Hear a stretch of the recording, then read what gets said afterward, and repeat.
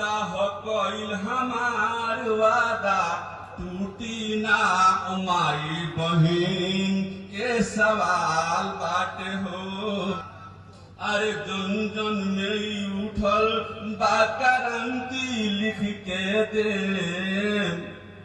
कि वादा फेल नहीं होई हो गारंटी लिख के दे।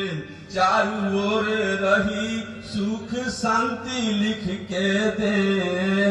इसी तरह के वादा फेल नहीं होई हो गारंटी लिख के दे।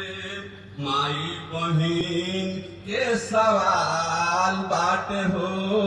और औरत को 25-25 रुपया मिलेगा। बूढ़ा पेंशन छोड़ के अलग से 2500 रुपया, बिजली फ्री और गैस 500। तो माई बहिन के सवाल बाटे हो।